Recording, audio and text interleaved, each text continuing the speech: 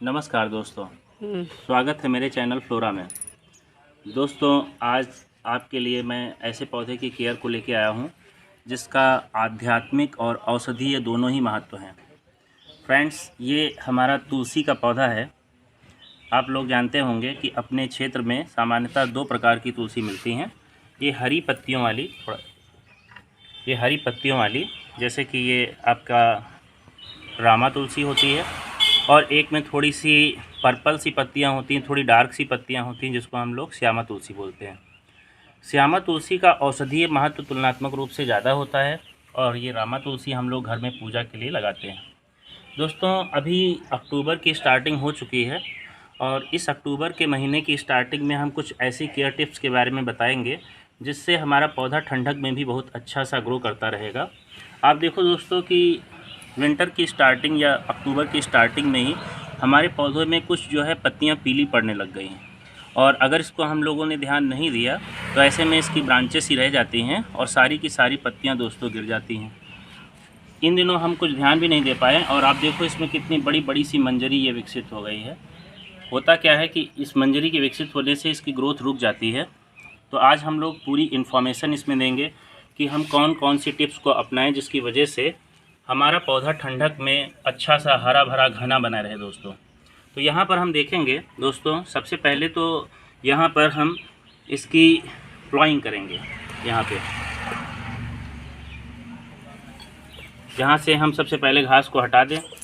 ये देखिए दोस्तों, घास को हटा दिया जाए, और घास हटाने के बाद हम इसमें प्लॉइंग करेंगे। साथ में कुछ हम फर्टिलाइज़र का इस्तेमाल करेंगे और टिप्स को देखेंगे जिसके थ्रू जो है हम आगे चलकर इसमें से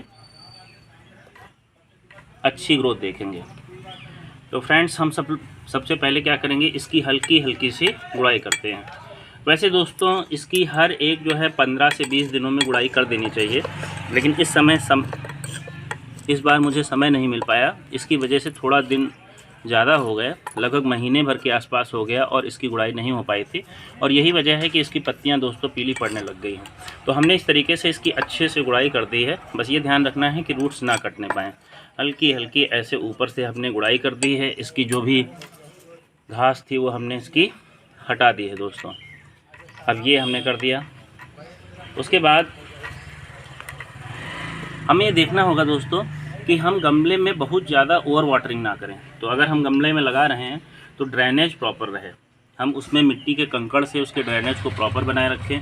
और ये भी ध्यान रखना है कि बहुत ज़्यादा पानी का इस्तेमाल तुलसी में नहीं करना होता है। खासकर ठंडक के दिनों में अगर हम बहुत पानी का इस्तेमाल करते हैं, हम बहुत बड़े लोटे से जल अर्पित करते हैं, तो ऐसे में ज़्यादा पानी जाने की वजह से मिट्टी जो है बहुत ज़्यादा नम रहती है और इसकी जड़ें ख़राब होने लगती हैं दोस्तों। हम कोशिश करें कि इस आकार का कुछ छोटा सा ऐसा लगभग 100 ml के आसपास का लोटा ले लें, जिससे आपके घर में जो 4-5 जो भी सदस्य हैं अगर पानी डालेंगे तो नुकसान नहीं होगा। ज़्यादा पानी डालने से एक तो ये रहता है कि पानी ज़्यादा होता है, जड़ें ख़राब होने लगती हैं। दूसरा ये होता है कि पानी के साथ में इस गमले में जो खनिज हैं वो भी घुलकर नीचे चले जाते हैं। तो हम चाहे भी जितने भी खनिज डालते रहते हैं, इसमें फर्टिलाइज़र डालते हैं, लेकिन उस पौधे की इतनी अच्छी ग्रोथ नहीं होती है दोस्तों। अगर वही बात हम मिट्टी का करते हैं तो मिट्टी में ओवर वाटरिंग की समस्या नहीं आती है, मिट्टी अपने आप को मैनेज करती रहती है दोस्तों। जैसे कि हम देखेंगे हमारा मिट्टी में लगा हुआ पौधा बिल्कुल हरा भरा घना सा है। कितना हरा भरा घना सा पौधा है और खूब अच्छे से ग्रोथ कर रहा है। तो मिट्टी में लगा हुआ, अगर ज़मीन में लगा हुआ पौधा है तो उसमें कोई ऐसी समस्या नहीं आती है दोस्तों, लेकिन गमले में लगे हुए पौधे के हमें विशेष ध्यान रखना होता है। तो फ्रेंड्स, हम आगे देखते हैं कि हमें क्या सावधानियां बरतनी हैं। जैसे हम लोगों ने देखा दोस्तों कि हम इसकी गुड़ाई कर लेते हैं, और पानी का विशेष ध्यान रखना होता है। बहुत बड़े लोटे का इस्तेमाल नहीं करना है, कुछ इसी साइज़ का लोटा ले लेते हैं, चाहे वो पीतल का हो चाहे ताम्र पात्र का हो, और उसका इस्तेमाल करके हम लोग जो है जल अर्पित करते हैं तुलसी में। इसके साथ हम इसमें थोड़ी सी वर्मी कंपोस्ट मिला लेंगे। ये वर्मी कंपोस्ट है। कुछ विशेष हम यहाँ पर फर्टिलाइज़र ना भी दें तब भी काम चलता है, लेकिन वर्मी कंपोस्ट और अगर हो सके तो नीम खली भी मिला लें, जिससे आपका सर्दियों में पानी से इसकी जड़ें ख़राब नहीं होती हैं।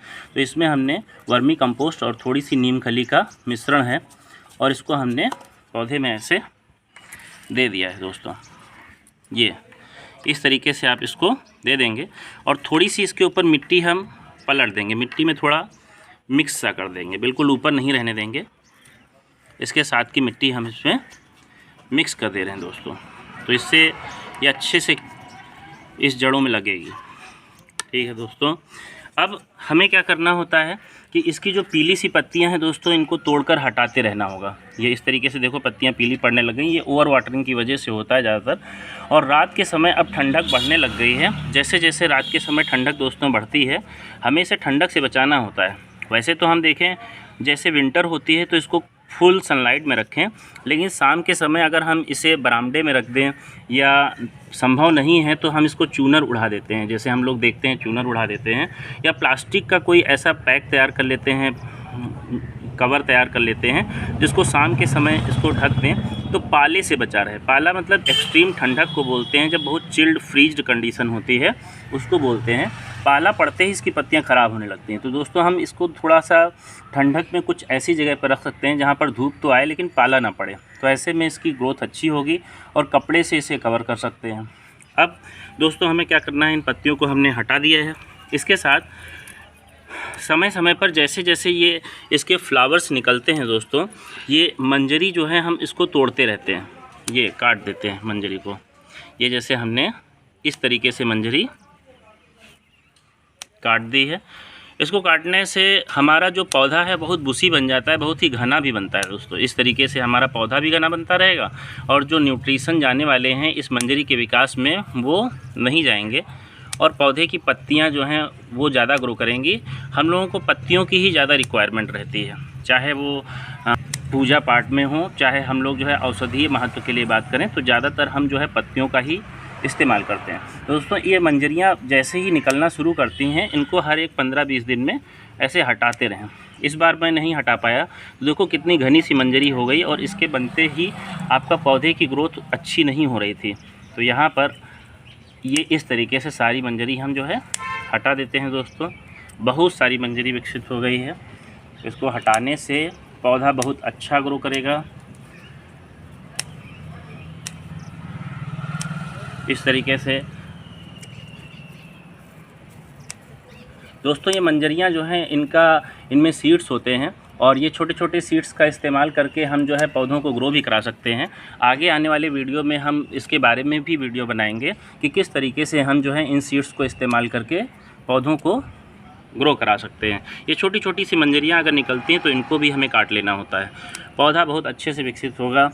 और इस तरीके से तो दोस्तों हमने देखा, एक तो इसमें हम ड्रेनेज प्रॉपर बनाए रखें, बहुत ज़्यादा ओवर वाटरिंग ना होने दें। दूसरा हमने देखा इसमें हम कौन सी फर्टिलाइज़र इस्तेमाल करें।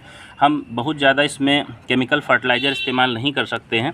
हमने सिर्फ इसमें वर्मी कंपोस्ट, या आपके पास वर्मी कंपोस्ट नहीं है तो गोबर की खाद जो है, सड़े हुए गोबर की खाद जो कम से कम 6 से 7 महीने या साल भर पुरानी है, बिल्कुल डिकम्पोज हो गया हो जिसमें गोबर, उसका इस्तेमाल करना चाहिए दोस्तों।